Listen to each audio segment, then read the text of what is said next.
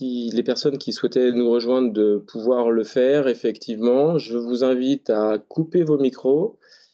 Si jamais vous aviez des petits problèmes de bande passante, vous pouvez également couper la caméra, parce que normalement, on a un certain nombre de personnes qui vont se connecter. Donc, ce qu'on pourrait vous proposer, c'est plutôt de rallumer vos caméras sur la partie échange à la fin. Et puis, on vous propose également de commencer à noter si vous avez des questions qui viennent au fil de la présentation, de mettre tout ça sur le chat qui sera sur le côté. Donc, je reprends la main d'ici 2 minutes.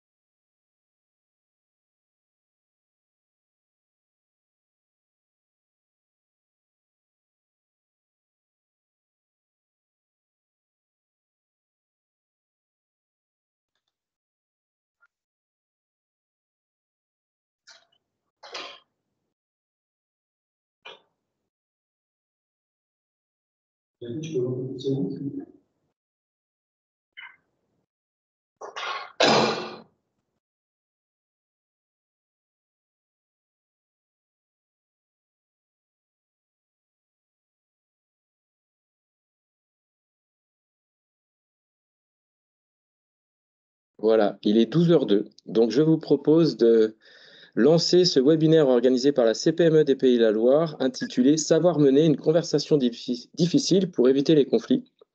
Je ne vais pas faire de longue introduction parce qu'on est sur un format court d'une demi-heure. Je vais laisser la place à Norbert et à Eva, qui sont les dirigeants de l'entreprise Vivendo, qui est adhérente en CPME Loire-Atlantique, et qui nous a proposé d'animer ce webinaire.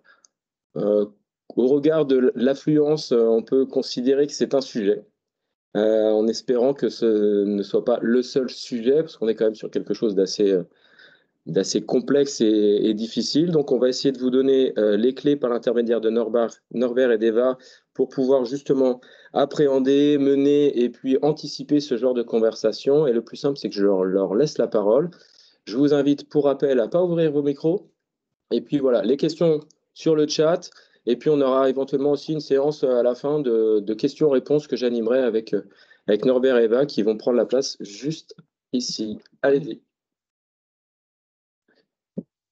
Eh bien, bonjour à tous, je m'appelle Norbert Mallet. Moi, Eva Vandenkerkov. Alors, notre société Vivendo, nous sommes une société qui aide ses clients à être plus efficaces au quotidien. Et pour ça, il y a 3 leviers qui sont importants. C'est d'abord un projet d'entreprise qui est clair, qui est connu, qui est partagé. Un deuxième levier, c'est une stratégie, une vision, une feuille de route pour développer son activité. Et puis, la troisième dimension, c'est une culture au quotidien dans la qualité des relations. Les conversations difficiles, ça parle de culture. Ça fait plus de 20 ans que je fais ce métier. J'ai accompagné des entreprises de toute taille et je crois qu'à chaque fois, on m'a toujours dit « Ah, mais là, j'ai pas réussi à en parler, j'ai pas réussi à le dire à mon N+1, à mon N-1, à mon client, à mon fournisseur. Il y a des choses que j'arrive pas à dire et ça fait un pourrissement d'ambiance. » Donc, l'enjeu là, de ce webinaire, c'est de parler de la manière de sortir de ce genre de difficultés. Donc, je fais ce métier depuis une vingtaine d'années et voici Eva avec qui nous travaillons pour les entreprises dans le cadre de Vivendo. Voilà, nous sommes associés, nous sommes consultants, coachs et formateurs. Donc, les sujets de dynamique humaine et relations dans les entreprises est un sujet qui nous intéresse éminemment. Et comme le disait à l'instant Norbert, c'est quelque chose qui est tout le temps polluant dans les organisations. Alors, on a une question pour commencer pour vous. Est-ce que c'est facile pour vous d'avoir une conversation difficile? Première question. Si vous souhaitez dire oui, non dans le chat, n'hésitez pas. Ici, voir les réponses. Ah oui. Okay. Ouais, on va Hop voir la là. réponse. Ah, super, merci. Non. Hop, c'est parti. Ok, c'est pas toujours facile effectivement d'avoir des conversations difficiles. Et alors une deuxième question, est-ce que c'est facile d'avoir une conversation difficile avec vous? Voilà, donc amusant comme question. On aime beaucoup poser ces questions pour commencer et pour terminer, est-ce que vous avez une conversation difficile sur le feu? C'est-à-dire, est-ce que vous vous dites, il faudrait quand même que j'arrive à parler à un tel ou un tel pour résoudre tel problème? Voilà. Moi, je voudrais vous partager un exemple de l'année dernière avec un partenaire, quelqu'un que je connaissais depuis un certain nombre d'années, avec qui on avait travaillé. Et en fait, ça a été très difficile pour moi d'avoir une conversation difficile avec lui. On avait un problème de relation client, mais également il y avait une dimension financière. Et vraiment, j'étais assez remonté, et lui aussi. Et je me suis rendu compte petit à petit que lui aussi, ça avait été très difficile pour lui d'avoir cette conversation difficile avec moi. Ça a pourri pendant au moins 6 mois, mais nous avons réussi, grâce à cette méthode, eh bien, de nous en sortir.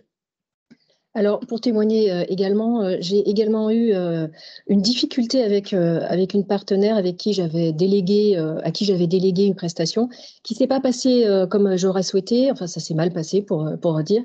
Et j'ai tenté d'avoir cette conversation difficile avec elle après pour témoigner de l'insatisfaction du client. Et ça a été compliqué puisque j'ai repoussé cette conversation en disant je te rappelle, on en reparlera. Et en fait, nous n'avons jamais reparlé de cette situation et nous n'avons jamais reparlé tout court. Donc, vous voyez, peut-être comme vous, on sait que c'est un sujet qui est permanent pour des petites entreprises, mais également, évidemment, dans des grosses organisations. Alors, Eva, quelques mots pour nous expliquer ce que c'est qu'une conversation difficile. Alors, ça commence par un problème, voilà, quelque chose qui se met entre nous en tant que partenaires et qui crée une incompréhension entre les deux personnes. L'étape d'après, c'est un désaccord. Voilà, nous ne sommes pas d'accord sur quelque chose.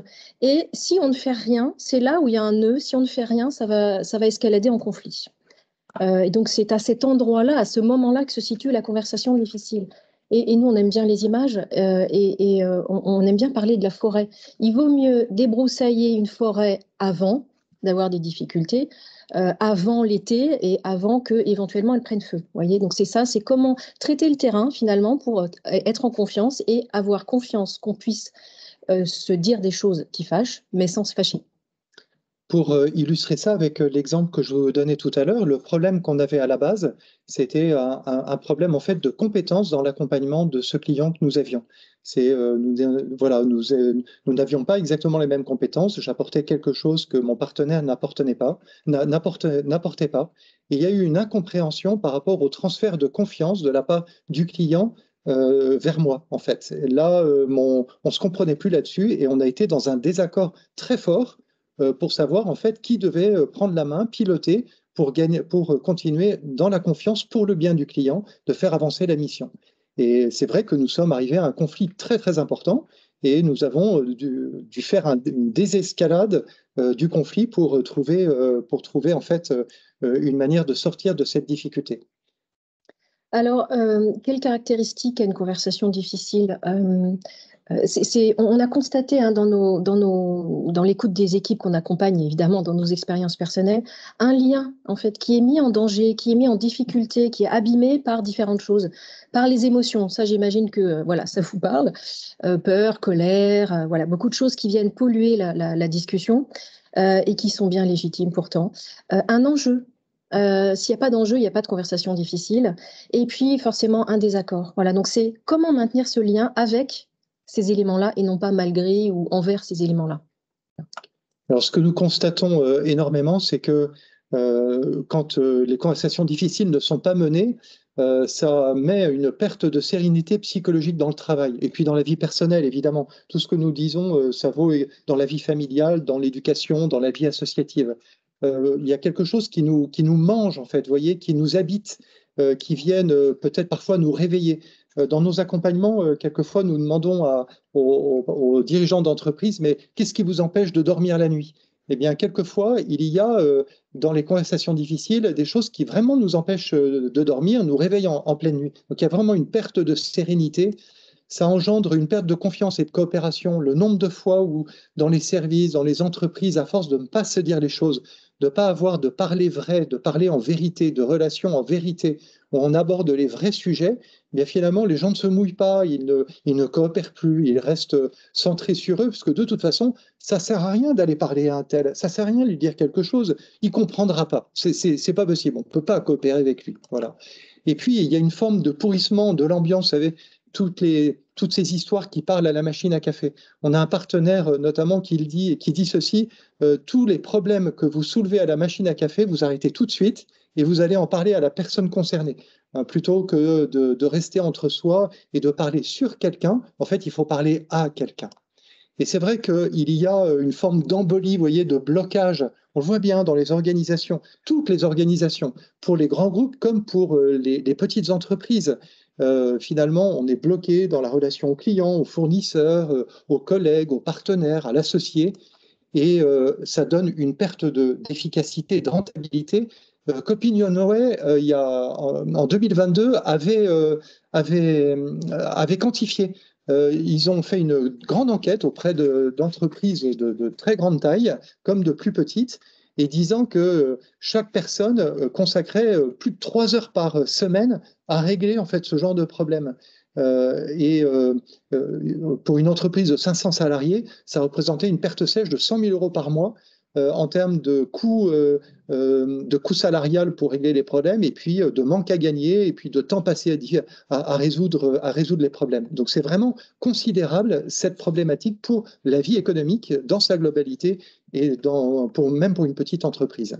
Ce qui a à voir aussi avec la manière dont on organise notre activité. Parfois, dans les équipes, on constate qu'une partie de l'activité est consacrée à refaire ou à défaire des choses et à refaire à nouveau des choses qui avaient été décidées précédemment et où on n'a pas osé dire que ça ne fonctionnerait pas. Donc, ce n'est pas simplement le temps à discuter, mais c'est aussi le temps à faire avec, le temps à défaire avec, voilà, donc, et à refaire le travail. Vous voyez, c'est tout ce temps masqué qui finalement n'est jamais facturé, mais qui pourtant nous prend beaucoup de temps et d'énergie, qui crée de l'insécurité dans la relation avec les personnes parce qu'on n'ose pas dire et on se dit mais en fait, nous allons payer les conséquences d'une décision prise par quelqu'un d'autre. Et ça pèse énormément sur la psychologie dans les équipes. Et puis, on voit que voilà, en 2024, les entreprises sont régulièrement en difficulté et on a des nouvelles difficiles à annoncer, on a des réorganisations à mettre en place, on a plein d'éléments comme ça qui viennent s'inclure. Et ce qu'on constate, c'est que beaucoup d'entreprises gèrent le côté mécanique des choses, c'est-à-dire, voilà, il y a des dossiers à remplir, il y a des dossiers administratifs, juridiques, tout ça, ok, on sait faire, c'est maîtrisé, il y a des process pour ça. Mais le process humain, pour gérer cette difficulté, gérer ce relationnel, il n'est jamais pris en compte. On l'a vu récemment dans un échange avec des entreprises qui gèrent la gestion et la transmission et la cession des entreprises. Voilà, ben, quand on doit annoncer à des collaborateurs, à des hommes clés que ça va changer de tête, comment faisons-nous quand on a des licenciements, quand on a des réorganisations, quand on transforme l'entreprise? Tout ça sont des choses difficiles à accompagner et qui s'accompagnent aussi avec la parole. Voilà, c'est le management de la parole dans les organisations. Un élément pour montrer que ça peut être tragique. Aux États-Unis, il y a eu une grande enquête qui a été faite ces dernières années pour quantifier le nombre d'erreurs médicales qui sont faites au bloc opératoire. Et en fait, on est arrivé à plusieurs centaines de milliers de cas où il y a eu des erreurs faites par le chirurgien en cours d'une opération. Et dans l'étude, a été dit qu'environ 60 à 70% du temps, il y avait quelqu'un dans l'équipe qui avait vu le problème et qui n'avait pas osé le signaler au chirurgien. Voilà. Donc ça peut être dramatique. Et donc, le problème, c'est comment faire alors? Comment réussir une conversation difficile? Là, on a fait le constat, mais Eva, comment on peut faire alors? Alors, il y a des méthodes qui ne sont pas infaillibles, mais qui permettent de chercher des solutions en commun pour sortir par le haut. Alors, voilà, je vous invite à réfléchir quelques secondes. Qu'est-ce qu'on doit chercher en premier pour réussir une conversation difficile?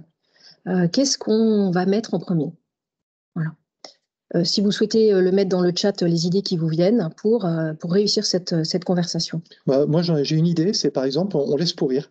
Ça finira bien par se régler tout seul. Je pense que c'est la meilleure solution. Alors effectivement, mettre sous le tapis, mettre sous le tapis, voilà, les problèmes, c'est quelque chose qui se... Du calme. Oui. Du calme. Oui, oui. Ouais, prendre rendez-vous au pas de la porte, effectivement. Ouais, solliciter l'accord de son interlocuteur pour échanger.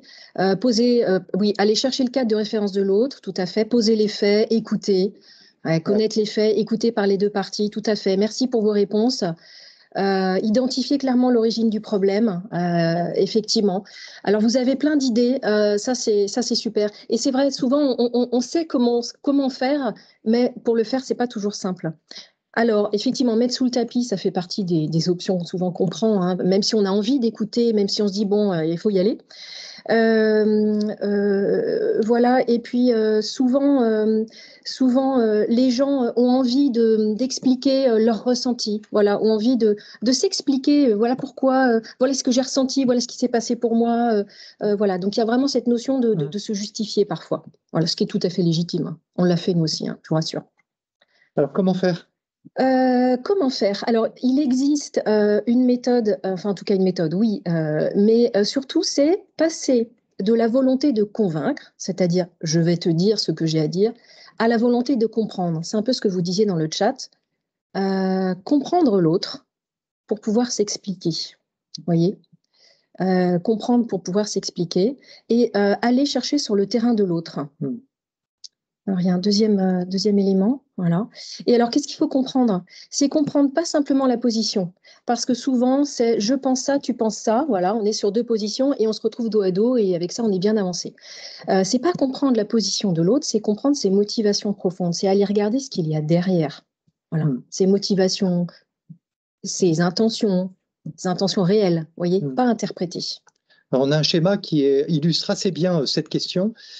Souvent, dans les difficultés, il y a comme une forme de guerre de position. Vous voyez, il y a vraiment quelque chose de présent et les gens ne veulent pas en démordre. Ça, c'est ma position et ça, c'est la tienne. Et en fait, la question, si on est simplement sur la position des uns et des autres, en fait, on va tourner en boucle. Vous voyez, on ne va pas réussir à trouver véritablement une solution pour s'en sortir. L'enjeu, c'est d'aller voir les motivations. Pour quelles raisons tu tiens cette position? Pour quelles raisons réellement tu tiens à ça? Pourquoi tu dis ça? Vous voyez? Parce que sinon, en fait, on va dans une guerre de position comme à Verdun, vous voyez? Et là, à Verdun, en fait, il n'y a que des morts. Vous voyez? Il y a que des choses qui ne vont pas. Tandis que quand on va chercher les motivations des personnes, là, on peut se rendre compte qu'il y a des intérêts communs au niveau des motivations. Je vais vous donner un exemple, justement, pour reprendre cet exemple que j'ai dit depuis le démarrage. Nous avions, mon partenaire et moi, des positions assez affirmées, vous voyez, et on s'est renvoyé pas mal de choses par rapport aux positions. Puis il y a eu un moment donné, c'était avant l'été, on a décidé maintenant, c'est terminé, il faut s'en sortir par le haut. On vaut mieux que ça, toi et moi. Il va falloir qu'on réfléchisse réellement à sortir de ce différend. Et là, avec cette méthode, hein, je lui ai demandé, j'ai commencé à lui demander, mais finalement, qu'est-ce qui te motive réellement, toi, profondément, dans ta position? Et à ma grande surprise, il a répondu, l'important pour moi, c'est d'être reconnu par toi, d'avoir de la reconnaissance pour tout ce que je t'ai apporté. Et ce qui est assez exceptionnel, c'est que j'avais exactement la même motivation. C'est exactement la même. Et on s'est retrouvé sur une motivation commune. On s'est rendu compte qu'on avait un intérêt commun, qu'on avait une motivation qui nous rassemblait. Et c'est ça ce qui nous a permis de sortir par le haut et de trouver un arrangement véritablement qui nous a permis de nous en sortir. On a un partenaire qui a un autre exemple qui est très intéressant. C'était deux entreprises qui devaient acheter un chargement d'orange. Il y avait des tonnes et des tonnes d'oranges et c'était un des derniers chargements en vente sur le marché. Et en fait, ils étaient dans un conflit ouvert extrêmement important pour savoir qui allait rafler la mise sur les oranges. Et il y a un moment donné, donc lui, il est intervenu en médiation et il a demandé au premier, mais pourquoi tu as besoin des oranges? Et l'autre, il a dit, la première personne a dit, moi j'en ai besoin pour faire du jus d'orange. Alors il est allé voir l'autre en disant, mais pourquoi tu veux des oranges? Moi, j'ai besoin de la peau pour les bougies. Et en fait, ils ont décidé d'acheter ensemble l'achargement d'orange et il y en a un qui a récupéré le jus et l'autre la peau. Donc c'est un exemple vraiment réel qui s'est passé. Et quand on va creuser les motivations au lieu des positions, là, en fait, on a une porte de sortie. Et souvent, on s'arrête à l'attitude de la personne. t'as vu comment il me parle, t'as vu ce qu'il a écrit, voilà. Et effectivement, hein, tout ça est tout à fait légitime et ça renvoie à ce dont on a peur. Noémie, là, dans les commentaires, nous dit comprendre avant la conversation de quoi on a peur. Ouais. Y a deux choses vraiment fondamentales chez l'être humain, c'est de quoi il a peur et son souhait d'être aimé. C'est ce que tu disais sur le fait d'être reconnu. Vous voyez, souvent, ça tourne autour de ces choses-là et aller chercher autour de ces motivations, c'est pas, alors attention, c'est pas interpréter ou surinterpréter, c'est émettre des hypothèses sur ce qu'il y a derrière, voyez. Mais ce qu'il y a derrière lui, mon interlocuteur, mais aussi moi, voyez. Et c'est ce double travail quand on se prépare, quand on avance sur ce sujet-là, on a forcément une question identitaire, c'est-à-dire qui je suis moi. Qu'est-ce que je veux et qu'est-ce que je ne veux pas? De quoi ai-je peur? Vous voyez, il y a tous ces éléments-là qui sont mes croyances. Qui viennent me chercher. Quelle est la dernière fois où je me suis sentie mise en difficulté sur une thématique analogue? Qu'est-ce qui s'est passé et pourquoi? Qu'est-ce que ça vient dire de moi? Donc, il y a une dimension identitaire profonde, ce qui fait que cette matière humaine qu'on manie, il faut la manier avec beaucoup de précautions pour pas interpréter et plaquer des idées sur les autres et sur soi également, mais vraiment émettre des hypothèses et c'est un voyage. Nous, on aime bien dire que là, cette conversation difficile, c'est un voyage où on prend l'autre par la main, on s'emmène ensemble, on y va, on avance, et ce qui compte, c'est d'avoir envie, voyez, de vouloir se comprendre. Et ça, c'est un switch intérieur qui est absolument fondamental et qui est extrêmement difficile. Si c'était facile, ça se saurait. Mais c'est vraiment nous, on dit une conversion du cœur, où finalement on se dit, mais et si je me mets à la place de l'autre sans ressentir forcément ce qu'il ressent, hein, mais il y a vraiment une question d'empathie. Alors là, on pourrait aussi en parler. Hein. L'empathie, voilà, on croit connaître. C'est pas toujours simple de percevoir la finesse et la subtilité de posture empathique, mais c'est comment je vais m'ouvrir finalement à la possibilité de l'autre, à ce qu'il puisse garder son intégrité autant que moi, je puisse garder mon intégrité. Vous voyez, c'est quelque part une question d'équilibre. Alors tout ça, ça a l'air d'être assez simple intellectuellement, mais en fait, c'est très difficile dans la pratique. Vous voyez, c'est une question d'entraînement. Je ne sais pas s'il y en a parmi vous qui aiment le tennis, mais quand on voit les grands champions servir au tennis, on a l'impression que le geste est incroyablement fluide, que tout va bien, que c'est tellement facile d'envoyer une balle à 200 km/h au ras du filet, exactement à l'endroit du T qu'il faut en face. En fait, c'est des heures et des heures et des heures de pratique, c'est des heures et des heures d'entraînement. Et en fait, l'enjeu des conversations difficiles, c'est pas simple, c'est d'abord de comprendre, mais surtout de s'entraîner, parce que quand on est en situation, quand on est vraiment face à quelqu'un avec qui ça va être difficile, voilà, si on n'a pas travaillé les réflexes au préalable, en fait, on s'en sort pas, vous voyez, parce que finalement, dans ces dimensions de la conversation difficile, il y a ce désaccord, hein, on n'est pas d'accord sur ce qui s'est passé, sur l'intention, la culpabilité, la vérité. Il y a une émotion qui nous submerge quelquefois, un énervement, de la peur, de la panique, de l'envie aussi, il peut y avoir de la jalousie, il peut y avoir du ressentiment plus ou moins cultivé, il peut y avoir aussi de l'illusion ou du déni. Enfin, tout ça vient bousculer notre capacité à mener cette conversation. Ça remet en question qui je suis dans mon identité. Vous voyez, si je vais lui dire ça, il va me regarder comment? Comment il va me considérer comme partenaire? Comment il va me considérer comme client? Moi, j'ai le souvenir une fois avec un client, je ne sais pas si tu te rappelles, Eva, c'était pour une entreprise assez importante, hein, il y avait 800 personnes. On a dû dire quelque chose au patron avant un codir, hein, voilà, sur sa posture, sur sa manière d'être, où il fallait qu'il tranche, il fallait qu'il ose, qu'il fallait qu'il soit dans le courage managérial. Et vraiment, on s'est posé la question, si on lui dit qu'est-ce qui va se passer? Donc, c'était difficile à lui dire. Et il l'a en fait incroyablement pris parce qu'on l'a fait avec beaucoup de respect. Et effectivement, le codir d'après s'est très bien passé, vous voyez. Mais ça n'a été pas facile de dire parce qu'il y avait une relation à faire perdurer. Et concrètement, c'était un contrat assez important. Donc, il pouvait y avoir un clash à ce moment-là avec le patron qui nous dit on arrête la mission tout de suite, en fait. Donc, il y avait un vrai risque. Mais on a pris ce risque parce que c'était vraiment pour le bien de l'entreprise, vous voyez, de pouvoir lui dire d'aller vers le courage managérial. Et c'est vrai que cette méthode nous a beaucoup aidé en fait pour aller le voir, pour aller le visiter. Dans les commentaires, Geoffrey, vous dites utiliser la reformulation et c'est tellement juste. Hein, tout ce qui est les pratiques autour de l'écoute active et de la communication non violente, pour ceux d'entre vous qui sont coachs, voilà, vous connaissez très bien. Néanmoins, j'ai envie de dire même en tant que connaisseur, pratiquer dans une situation, je vais dire en live, hein, quand on est dans le moment clé, c'est pas toujours simple. Et alors quand on n'est pas habitué, c'est encore plus difficile. Donc c'est vrai que les dirigeants, les managers sont pas toujours formés. Et pas toujours suffisamment longtemps. Donc, c'est une vraie question, hein, dans le comment on fait. Et la reformulation est une des clés, effectivement. Mais ce n'est pas la seule. Il y a d'autres clés. Il y a en fait, c'est l'université Harvard, hein, qui a mis en place une formation qui s'appelle Programme on Negotiation, pardon. Voilà, qui déroule toute une méthode qui est très intéressante et j'ai envie de dire assez évidente, mais voilà, qui s'apprend notamment pour être mise en place en live, voilà, au talent, si je puis dire. Et ça, c'est pas toujours simple. D'autant plus qu'il y a des freins à la conversation difficile. Alors, on va les balayer rapidement. Le premier, c'est, voilà, de manière presque évidente me concernant, c'est j'ai raison et tu as tort. Voilà.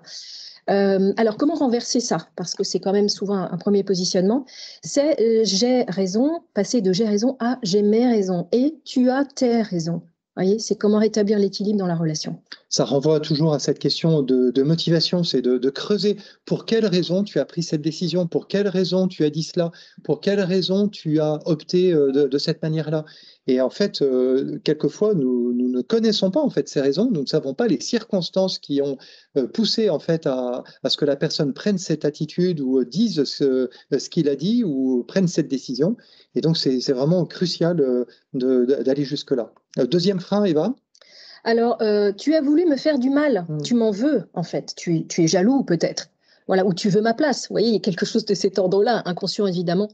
Alors, pour renverser ça, l'idée, c'est de séparer l'intention de l'impact. C'est-à-dire, oui, il y a eu un impact, il y a eu une erreur, un problème, quelque chose, mais il n'y a pas forcément eu intention de nuire. Voilà, ça, c'est séparer les deux, c'est important. Le patron d'une entreprise de 15 personnes qui passe la main au bout de 15 ans, tout en restant dans l'entreprise pour assurer la continuité de la relation client et du savoir-faire. Il donne les clés du camion. Cette histoire est vraie, hein, bien évidemment, c'est un de nos clients. Il donne les clés du camion à un nouveau gérant et en fait, il passe son temps à interférer dans la prise de décision, etc. L'ancien, en fait, voilà. Et le nouveau disait, mais c'est pas possible, il veut ma mort, il veut que j'échoue. Et puis quand on a discuté avec l'ancien, c'était de dire, j'avais juste peur qu'on perde en qualité de relation client. Et donc, c'est ma peur qui m'a fait agir de cette manière-là, vous voyez. Et donc, l'intention et l'impact, c'est pas la même chose, quoi.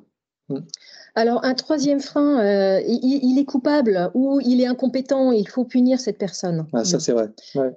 Et souvent, hein, dans les entreprises, dans les équipes, il y a toujours souvent, pardon, mais il y a la recherche d'un coupable. Et aller au-delà, aller dans la confiance, c'est se dire, mais quelles sont les conditions qui font que nous sommes co-responsables? Parce qu'une situation n'arrive jamais par hasard. Voilà. Donc, qu'est-ce qui fait qu'on passe de la culpabilité d'une personne à une co-responsabilité donc collective? Et la co-responsabilité pour trouver la solution. Vous voyez, parce que devant le problème, si on discute indéfiniment pour savoir qui est coupable de résultats devant lequel nous sommes, en fait, on n'en a pas fini. Mais par contre, mettre en place la co-responsabilité de la recherche de la solution, ça, c'est quelque chose qui est vraiment, vraiment fondamental. Ah, encore un autre frein. Ça va venir. Ouais, du coup, je l'ai pas par cœur. En fait, il manque des diapos. Ah oui, c'est la connexion. D'accord. On est en 14 sur 14. Ouais. D'accord. Ok. Alors, dans les derniers freins, il y a le fait que. Alors, est-ce qu'on l'a? Ce serait bien qu'on l'ait pour pouvoir l'afficher. Alors, on a un petit problème de connexion, mais on va venir. En fait, tous ces freins renvoient toujours à cette question vraiment de la motivation pour essayer de sortir par le haut. Alors, je vois qu'il est déjà 12h29. J'avais envie de vous dire, avant d'ouvrir un certain nombre de questions, et là, vous pourrez réouvrir vos micros, tout ça, c'est une question d'entraînement. un de nos partenaires avec qui nous travaillons sur cette thématique des conversations difficiles m'a raconté encore la semaine dernière un cas assez étonnant. Il est passionné par les arts martiaux. Et pendant des années, il a fait du jiu-jitsu avec quelqu'un qui est ceinture noire plus, cinquième dan, voilà. Et vraiment qui était parti se former, enfin voilà, vraiment excellent. Et un jour, il a été agressé dans le métro et en fait, il s'est juste retrouvé par terre avec une incapacité de réagir et de se défendre. C'est-à-dire que vous avez beau vraiment bien connaître votre art, eh bien, il y a un moment donné, quand on est en situation, c'est compliqué. Et c'est pour ça que nous, dans notre métier, dans nos propositions, nous proposons des possibilités de s'entraîner à tout ça. Alors, dans la présentation que vous aurez suite à ce webinaire, vous verrez qu'on vous propose 2 dates, une le 15 mars et l'autre le 12 avril à Nantes, pour travailler cette question des conversations difficiles. Mais on peut le faire aussi sous forme d'un entretien, d'une formation en interne dans votre entreprise. Ou voilà, on peut très bien intervenir si vous le souhaitez. Nous sommes faciles à trouver sur vivendo.fr ou sur LinkedIn pour répondre à vos besoins en cas de besoin. Je vais vous inviter maintenant à un temps de questions-réponses. Là, il est 12h30. Pour ceux qui doivent partir, n'hésitez pas à aller vers vos autres activités. Mais pour ceux qui veulent nous poser une question en direct, n'hésitez pas à rallumer vos micros et à nous poser les questions que vous souhaitez. Alors, une première personne ?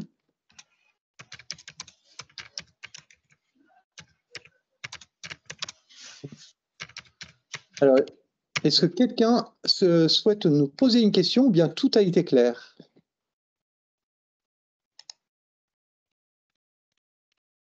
Bon. Oui, bonjour, c'est Guillaume. Bonjour. Je ne sais pas si vous m'entendez. Oui, oui, on vous entend très bien. Moi, la question que je me pose, c'est, indépendamment de l'entraînement, c'est la position du dirigeant d'entreprise. Ouais. En fait, c'est qu'il est systématiquement sollicité pour des conversations difficiles. Parce qu'il y a toujours des problèmes fournisseurs, clients, collaborateurs. Et derrière tout ça, c'est énormément de disponibilité pour mener toutes ces conversations individuelles. Et ça, franchement, la solution à ce problème, personnellement, je ne la vois pas. Parce que à un moment donné, on est noyé. On est noyé de ce type de discussions qui sont pourtant nécessaires. Oui. Oui. Effectivement, vous avez raison, la disponibilité nécessaire, elle est importante. Une question, c'est est-ce qu'elle sera plus exigeante si vous avez les bonnes questions, si je puis dire, ou en tout cas la bonne posture par rapport à vos clients et fournisseurs, ou si vous tâtonnez, même en tâtonnant depuis des années, est-ce que voilà, ce serait plus simple en ayant les quelques étapes qui vous seraient nécessaires et qui vous seraient bien utiles pour mener vos conversations difficiles. Vous voyez, nous, on voit beaucoup la difficulté de faire quelque chose sans savoir, et nous, on est concernés pour d'autres sujets. On s'y colle, voilà, et ça prend du temps et de l'énergie. Alors que si on met des personnes qui sont compétentes pour ça, vous voyez, ce sera plus facile. Donc, est-ce que pour vous, c'est plus exigeant si vous avez une méthode qui vous fait gagner du temps, ou est-ce que c'est plus facile de gérer la situation telle qu'elle est aujourd'hui? Et puis j'ai l'intuition qu'il faut, qu'il faut sélectionner les conversations à mener, parce qu'on ne peut pas être partout.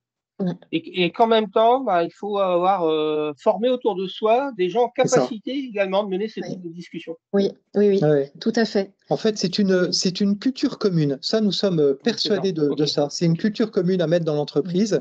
Parce que très souvent, on voit bien, ce qui est d'ailleurs, quelle que soit la taille de la structure, nous, dans notre activité, l'entreprise la plus petite que nous avons accompagnée, il y avait 3 salariés. Et la plus grosse récemment, il y avait 5000 personnes. Vous voyez. Et quelle que soit la taille d'entreprise, on voit très bien qu'il y a des problèmes qui remontent sur la table du patron. Parce qu'en fait, les collaborateurs ont peur de mener cette conversation difficile, alors qu'en fait, ils en auraient tout à fait la légitimité, peut-être même davantage de légitimité. Et donc, l'enjeu, c'est de partager une culture commune, d'abord en interne et ensuite en externe. Vous voyez. Et nous, ce que nous constatons, c'est que quand on prend le temps de mettre en place cette culture commune, oui, effectivement, on a l'impression on va perdre une journée, ça va coûter un peu d'argent. Mais en fait, le retour sur investissement est considérable derrière en termes de gain de temps, d'énergie, de santé mentale aussi parfois et d'épuisement. Vous voyez, vraiment, ça, nous le constatons au quotidien, y compris pour nous d'ailleurs. Hein. Vraiment, quand on a découvert cette méthode et qu'on a commencé à l'appliquer d'abord dans nos propres conversations difficiles, y compris tous les deux d'ailleurs, hein, dans notre relation d'associés, et puis ensuite avec nos partenaires, et puis ensuite avec nos clients, on s'est rendu compte que ça faisait gagner un temps mais phénoménal, vous voyez. Moi, je me suis entraînée en famille, pour vous dire, hein, voilà, parce que j'avais aussi des conversations difficiles familiales. Il y a un commentaire. Des enfants pour s'entraîner. Hein. Non, un conjoint, des amis, enfin voilà, voilà. La formation en interne sur les réflexes d'écoute active, oui, effectivement. Et pourtant, c'est pas les formations à la communication qui manquent. Et néanmoins, on prend pas le temps de pratiquer. Ça reste quelque part des éléments théoriques. Vous voyez, en ayant quelques piliers fondamentaux pour se préparer, pour fixer quelques éléments et puis se connaître, apprendre à reconnaître les émotions qui sont là, anticiper la conversation difficile, permet effectivement de la vivre différemment. Moi, je reconnais que depuis qu'on a un sac à dos avec des bons outils dedans, j'ai moins l'appréhension de mes propres émotions. Ça ne veut pas dire qu'elles ne sont pas là, mais je sais reconnaître les signes, vous voyez, et c'est comment on va s'équiper pour avancer sur ce chemin caillouteux parfois. Voilà. Et c'est pour ça que dans ce qu'on propose, en fait, il y a peut-être 10% de théorie et 90% de pratique, vous voyez, et d'entraînement et de partage commun. Voilà. Et ces 10% de théorie permettent de lever des nœuds dont on n'a pas idée qui sont effleurés avec l'écoute active, mais pas encore levés. Il y a une question sur méthode face à une personne qui reste campée sur ses positions. Vous voyez, ça c'est alors. Tout ça n'est pas magique, d'accord ? L'être humain n'est pas un robot. Donc, on est très humble par rapport à la puissance de cette méthode. Nous, on en est convaincus parce qu'on le teste. Et on voit que 50 à 60% de situations compliquées peuvent se résoudre, peut-être plus, vous voyez ? Alors qu'aujourd'hui, je ne peux pas donner un pourcentage de manière scientifique, mais tout est compliqué d'emblée. Voilà, on avance sur ce terrain-là, d'aller à la rencontre des gens. Nous, ce qu'on constate, c'est que quand les gens se sentent écoutés et compris, pas simplement écoutés, mais vraiment compris, on peut avancer, voyez, avec, et on peut lui proposer d'avancer. Si déjà une conversation difficile se termine sur « on n'est pas d'accord » et c'est OK, c'est-à-dire la relation continue, et on peut continuer à travailler ensemble tout en n'étant pas d'accord, mais que le problème n'est plus un problème, que le désaccord n'est plus un obstacle, alors on peut continuer, vous voyez. Ouais. Et en fait, on voit bien que ça, c'est une question de temps aussi. Les conversations difficiles, c'est pas un coup de baguette magique, c'est quelque chose qui se traite dans le temps, vous voyez. Il y a une décantation, il y a ce phénomène de décantation qui est nécessaire, et finalement, c'est ça l'accompagnement de l'autre dans la décision, dans la conversation, c'est aussi ça, prendre le temps d'intégration de ces éléments.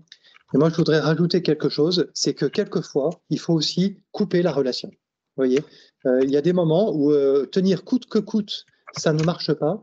Mais par contre, cette approche des conversations difficiles permet d'y mettre fin proprement. Vous voyez, non pas avec du ressentiment ou du regret, ou on y pense quelques années encore après. C'est au moins, ça met un point final, mais proprement, vous voyez, à cette fin de relation. Donc, l'enjeu, c'est aussi de travailler sur notre dignité de personne humaine, vous voyez, et de ne pas se laisser écraser, en fait, par ce conflit et d'être victime ensuite pendant une grande partie de notre vie. Ouais. Voilà. Votre commentaire là sur le co-développement et sur l'intelligence émotionnelle, évidemment, nous on rêve d'un monde paisible hein, où tout le monde peut se parler, voilà, des choses problématiques sans créer de problèmes. Donc oui, on est tous collègues sur le sujet et avec joie, c'est une très bonne nouvelle de voir qu'il y a beaucoup de gens formés. Néanmoins, voilà, nous, ce qu'on constate, c'est quand même les problèmes mis sous le tapis, il y en a beaucoup. Et donc, j'ai envie de dire, tous ensemble, vous et nous, qu'est-ce qu'on peut faire pour instiller une culture de la relation, une culture de la confiance pour améliorer la coopération. Voilà. Et ça, voilà, c'est le défi que nous avons tous à remplir ces prochaines semaines et mois et années, je pense. Petite question, est-ce que les conversations ou les relations humaines sont plus difficiles du fait de la multiplication aussi des canaux de communication? On peut avoir une super bonne relation et sur un SMS et les graines de ce qui va se provoquer plus tard, incompréhension, manque de reconnaissance, etc. Et la multiplication des canaux fait que on multiplie les risques d'avoir des conversations difficiles. Oui. Effectivement, moi, je parlais d'un problème familial qui a été créé parce que justement, je ne répondais pas en live aux SMS. Voilà, et effectivement, voilà. Donc, typiquement, on est dedans. Donc, là, j'ai utilisé la méthode pour dire, OK, je reconnais ta position, tu as besoin d'être reconnu par une réponse. Je vais faire des efforts, mais ce ne sera pas dans l'heure. Voilà. C'est pour ça que là, dans ce cas-là, c'est... Et ça se formule, exactement. C'est jamais par mail, vraiment jamais par mail. C'est un vrai échange. Oui, ou par écrit. Jamais par SMS, d'accord. Jamais à chaud, quand on est encore dans le bouillonnement. Et en fait, nous, ce que nous constatons beaucoup dans les entreprises, c'est que la multiplicité des canaux de communication digitale amoindrit les canaux de communication personnelle. C'est ça le problème, en fait. Et ça c'est très, très compliqué. Là, depuis, vous savez, au moment du confinement, tout le monde, et du Covid, tout le monde a redécouvert la magie du digital, du webinaire, du télétravail, de travailler de chez soi, etc.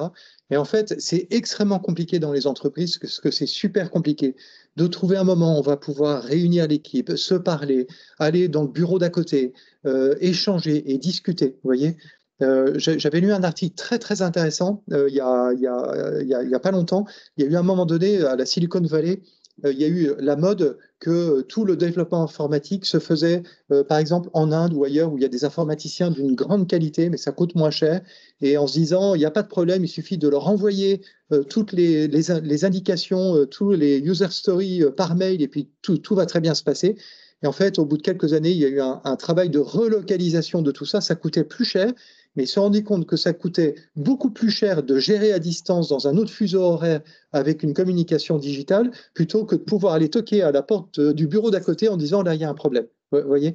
Et en fait, on a l'impression qu'il y a des économies d'échelle, alors qu'en fait, c'est faux. On perd un temps fou à ne pas se parler, en fait. Vous voyez ?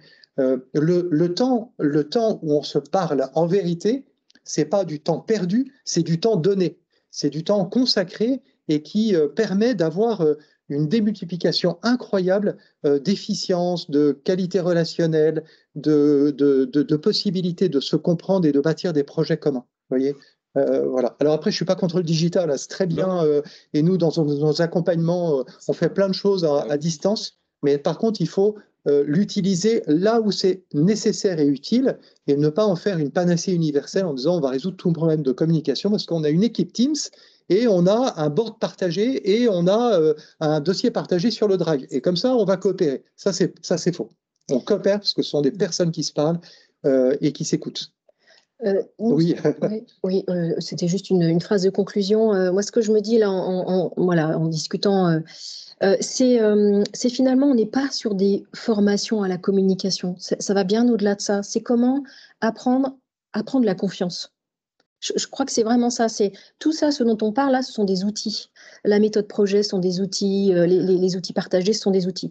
Par contre, ce qui fait le succès, c'est effectivement la confiance qu'on a les uns dans les autres et surtout en période difficile. Vous voyez, c'est là où elle est testée. Quand tout va bien, c'est pas un problème.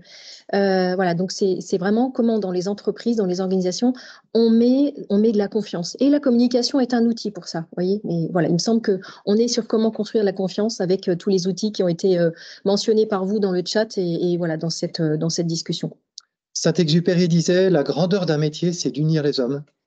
Bien voilà, la grandeur d'un métier, c'est d'unir les personnes humaines, les hommes, les femmes, de chair et de sang, pour pouvoir coopérer ensemble et se retrouver.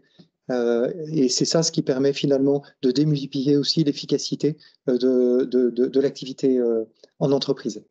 Jean-Joseph, je crois qu'il va falloir qu'on s'arrête. De passer après Saint-Exupéry, je vais vous prendre juste 2 minutes pour faire une petite synthèse et puis j'ai un petit message personnel, une fois n'est pas coutume.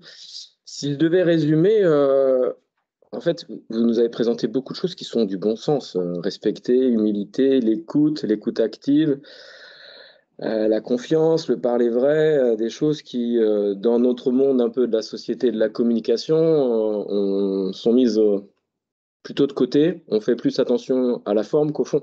Et en fait, si on remet le fond sur le devant, normalement, on doit pouvoir fédérer tout le monde.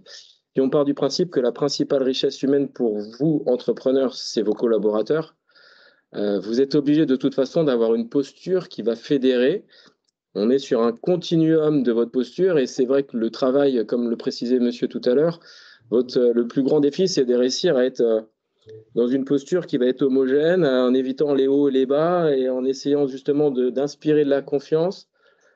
Parce que cette posture-là, c'est celle qui va servir un peu de guide à tout le monde, c'est celle qui va donner le cap. Alors c'est très facile à dire, mais c'est tout l'enjeu aujourd'hui des entrepreneurs, a fortiori des entrepreneurs avec des petites structures. Parce que, en fait, si vous ne réussissez pas ça, vous emmenez personne. Et si vous n'emmenez personne, bah, votre entreprise, ça va être compliqué. Donc, c'est un vrai sacerdoce qu'être entrepreneur. C'est toujours bon de rappeler certaines choses qui sont du bon sens. Donc, je remercie pour ça Norbert et puis Eva, que vous pourrez recontacter parce qu'on va vous faire suivre le support. N'hésitez pas.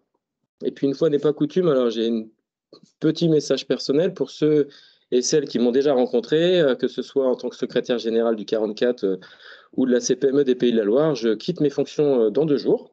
Donc, j'ai été ravi d'avoir l'opportunité, le privilège, l'honneur d'essayer de vous défendre au quotidien auprès de toutes les parties prenantes que vous pouvez imaginer dans votre quotidien. Et je reste un fidèle supporter de la CPME, quel que soit le niveau territorial, parce que sans des entrepreneurs de proximité, le dynamisme économique de notre territoire, il n'existe pas. Donc, c'est vous qui faites la richesse, c'est vous qui recrutez les gens, ça ne se décrète pas. C'est vous qui prenez des risques. Peut-être que je deviendrai entrepreneur demain. En tout cas, il ne faut pas changer. Donc, force et honneur et longue vie à la CPME des Pays de la Loire. Et puis, au plaisir de vous rencontrer dans une autre vie professionnelle. À bientôt. Merci, Eric.